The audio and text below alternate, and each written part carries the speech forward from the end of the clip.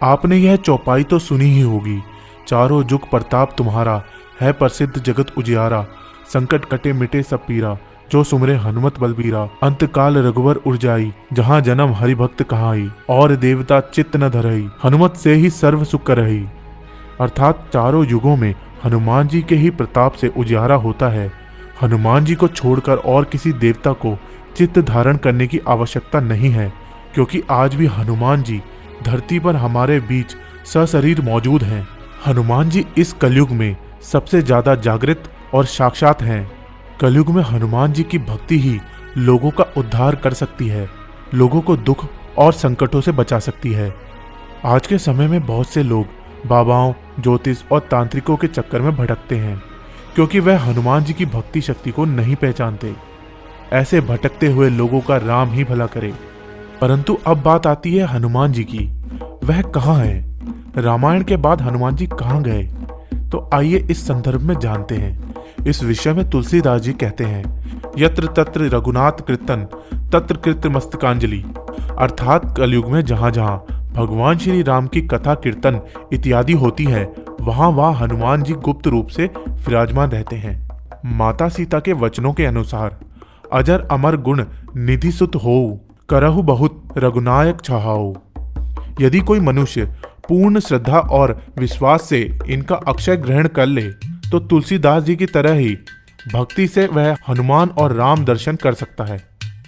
हनुमान जी के जीवित होने के प्रमाण समय समय पे मिलते रहे हैं, जो इस बात को प्रमाणित करते हैं कि हनुमान जी आज भी धरती पर ही हैं।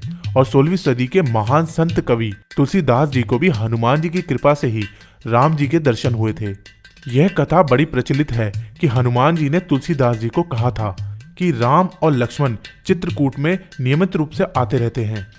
मैं वृक्ष पर तोता बनकर बैठा रहूंगा, जब श्री राम और लक्ष्मण आएंगे तो मैं आपको संकेत दूंगा।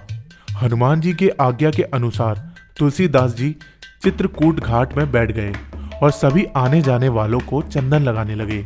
राम और लक्ष्मण जैसे ही आए, हनुमान जी गाने लगे, चित्रकूट के घाट पे भई संत के भीर, तुलसीदास चंदन घिसे तिलक देत रघुवीर।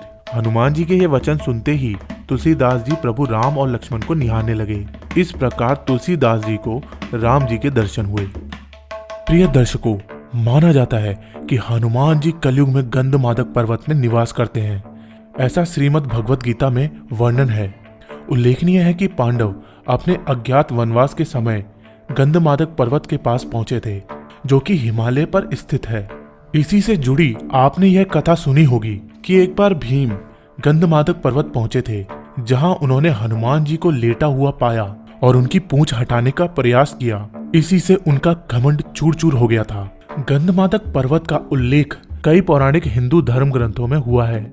महाभारत की पौराणिक कथाओं में गंधमादक पर्वत का वर्णन प्रमुख रूप से आता रहा है। हिंदू मान्यताओं के अनुसार माना जाता रहा है कि यहाँ के विशालकाय पर्वतों और वन क्षेत्रों में देवतागण आज भी विचरण करते हैं। पर्वतों में श्रेष्ठ इस पर्वत में कश्यप ऋषि ने भी तपस्या की थी। दर्शकों, अद्भुत बात तो यह है कि गंधमादक पर्वत के शीर्ष पर किसी भी वाहन से नहीं पहुंचा जा सकता। गंधमादक पर्वत में ऋषि, शूद्र, चरणा, विच्छाद्र, देवी देवता, गंधर्व, अप्सरा आदि निवास करते हैं। वे सब यहाँ निर्भीक विचरण करते हैं। दर्शकों, हम जानते हैं कि आपके मस्तिष्क में अब यह आ रहा होगा कि वर्तमान काल में कहाँ है गंधमादक पर्वत। इसी नाम से एक और पर्वत रामेश्वरम के पास स्थित है, जहाँ से हनुमान जी ने समुद्र पार करने के लिए छलांग लगाई थी। लेकिन हम उस पर्वत की बात नहीं कर रहे हैं, हम बात कर रहे हैं हिमालय के कैलाश पर्वत के उत्तर में स्थित गंधमादक पर्वत की, और दक्षिण में केदार पर्वत है। यह पर्वत कुबेर के राज्य क्षेत्र में था। सुमेरु पर्वत के चारों दिशाओं में स्थित गजदंत पर्वतों में से एक को उस काल में गंधमादक पर्वत कहा जाता था। आज यह क्षेत्र तिब्बत के इलाके में है। पुराणों के अनुसार जम्बू द्वीप के इलाव्रत खंड और भद्र खंड के बीच में गंधमादक पर्वत कहा गया है, जो अपने सुगंधित वनों के लिए प्रसिद्ध है। इस क्षेत्र में दो रास्तों से जाया जा सकता है। पहला नेपाल के रास्ते मानसरोवर से आगे, और दूसरा भूटान की पहाड़ियों से, और तीसरा अरुणाचल के रास्ते चीन से होते हुए।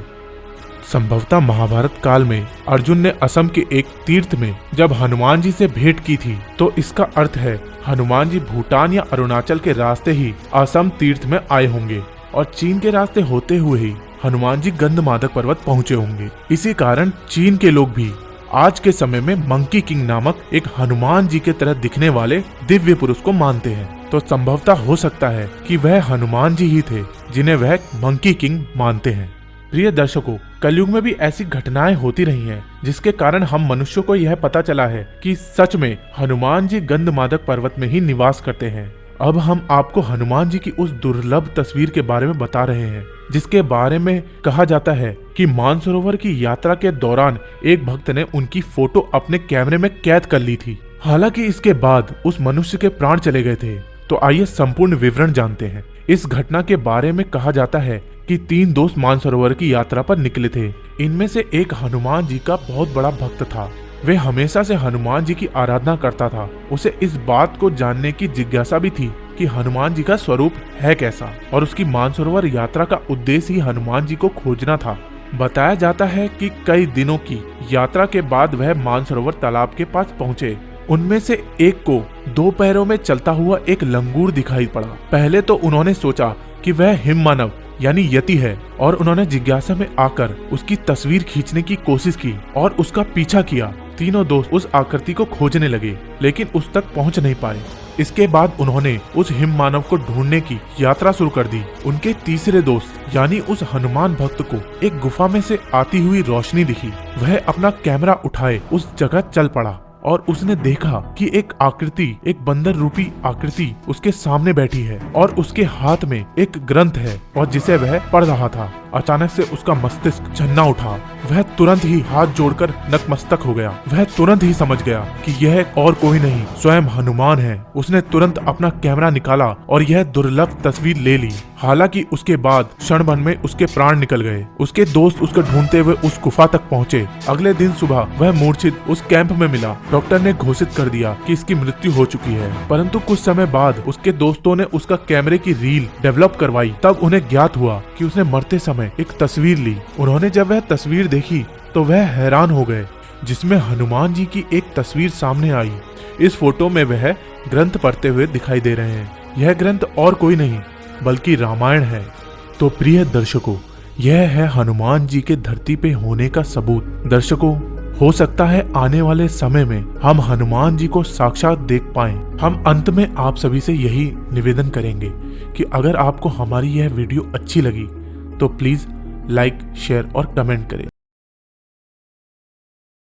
अगर तुम लोग नए हो तो सब्सक्राइब करो, वो जो लाल वाला बटन है उसके साथ सूर्य नमस्कार करो या फिर अनुलोम विलोम, मुझे नहीं पता, बस क्लिक